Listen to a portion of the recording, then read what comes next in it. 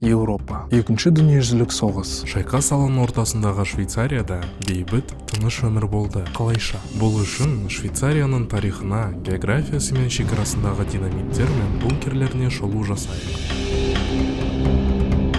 Осы жолғы видеомыз N-Factorial подкастының көрермені Дәурен Макашев 497 ұсынған тақырып бойынша жасалды. Сіздерге қызық болады деп үміттенеміз. Швейцарияның бейтараптығы қалай басталды? Мектептегі география сабағынан біз Швейцария бейтарап мемлекет екенін білеміз. Оның бейтарап мемлекет болу тарихы баяғы жылдардан бастау алады екен. 15 ғасырдың басында Швейцария конфедерациясы өте мықты мемлекет болған. Конфедерация аумағы қарқынды кеңейіп, швейцариялықтар ең жақсы жауынгерлер болды. Оларды барлық европалық билеушілер жалдаған. Бірақ бәрі 1515 жылғы Мариньяна шайқасынан кейін өзгерді. Бұл шайқаста Франция өзінің мықты әскери күшімен Швейцария әскерін толығымен талқандады. Содан бері Швейцария жаңа жерлерді жаулап алу соғыстарынан бас тартып, назарын толығымен елдің қорғанысына аударды. Ал елдің бейтараптығы Наполеон соғыстарынан кейін ғана нақты бекітіле бастады. 1815 жылы Наполеон Ватерлоо шайқасынан ұтылғаннан кейін ірі мемлекеттер Вена конгрессінде жиналады. Сол кезде Швейцарияның халықаралық аренада мәңгілік бейтараптығын растайтын декларацияға қол қойылды. Бірінші және екінші дүниежүзілік соғыс кезінде. Бірінші дүниежүзілік соғыс кезінде Швейцария өзінің бейтараптығын ұстанды. Алайда 1914 жылы тамызда соғыс басталғаннан кейін 250 мыңнан астам адам әскерге жұмылдырылды. Оларды қауіпсіздік үшін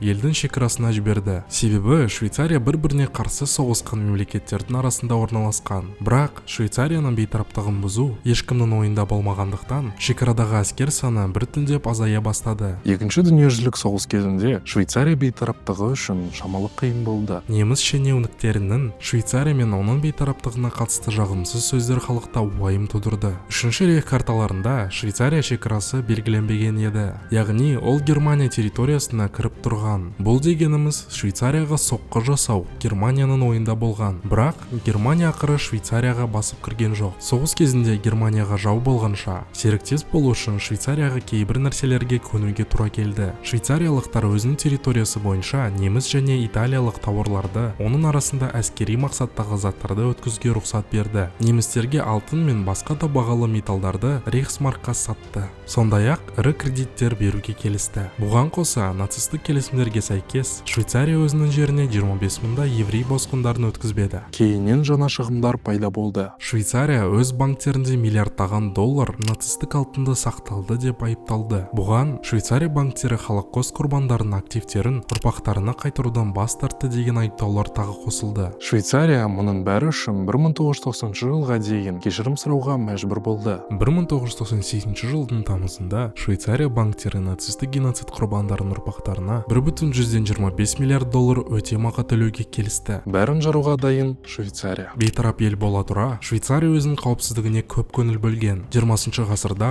оның көршілері қанды шайқастар жүргізіп жатқанда, Швейцария өз шекараларын барынша нығайтты. Бұл жерде елдің географиясын ескеру керек. Швейцария таулы жерде орналасқан. Халықтың басым бөлігі Германияға жақын елдің солтүстігінде орналасқан. Мемлекетке қауіп төніп тұрғаны анық. Шекараны шапқыншылықтың алғашқы белгілерінде соққы беруге дайын тұрған бекіністер және бункерлермен жабдықтады. Күрделі қорғаныс жоспарын швейцариялық редут деп атады, және ол қатаң құпия болды. Жоспар 3 сатыдан тұрды. Бірінші, Швейцарияның көршілермен байланыстыратын барлық көпірлерге жасырын артиллерияны орнату. Тіпті Швейцарияның Германиямен байланыстыратын Зеккинген көпірі де жарылғыш заттармен жабдықталған. Сонымен қатар Швейцарияның негізі жолдарында, туннельдерінде және темір жолдарында инфрақұрылымды тез бұзуға арналған жасырын бомбалар болған. Нәтижесінде кішкентай елде 3 мыңнан астам жарылыс нүктелері орнатылған екен. Екінші, халықты 300 мың жасырын бункерлері орналасқан жерлерге ішкі көшіру. Шабуылдан қорғану үшін салынған бұл жерасты бункерлерінде бүкіл халықты ұзақ уақытқа орналастыру үшін барлық керек ресурстар жеткілікті болды. Үшінші, қарапайым үйлерге ұқсайтын стратегиялық, күшейтілген қорғаныс позицияларын салу. Соғыс кезінде ферма үйлеріне ұқсайтын бұл бункерлер әуе шабуылдарын алдын алу, сондай-ақ алға жылжып келе жатқан әскерлердің жолын кесу үшін салынды. Бірақ Швейцарияға бұл жоспарлардың көмегі аз болды. Өйткені Гитлер әскері Швейцарияға ешқашан ешқашан басып кірмеген. Бірақ 1963 жылы қырғи қабақ соғысы шиеленіскен кезде Швейцарияның өз халқының қауіпсіздігі туралы уайымы өз шегіне жетті. Заң бойынша енді әр жаңа үйде, жаңа ғимаратта радиациядан қорғайтын баспана болу керек. Бұл елдің саясатында адам өмірі маңызды орын алатынын көрсетеді. Нәтижесінде федералды азаматтық қорғау басқармасының мәліметі бойынша 2022 жылдың соңында Швейцарияда шамамен 8,7 миллион тұрғынға арналған 374,142 қорғаныс баспаналары бар екен. Бір сәтке үзіліс жасап,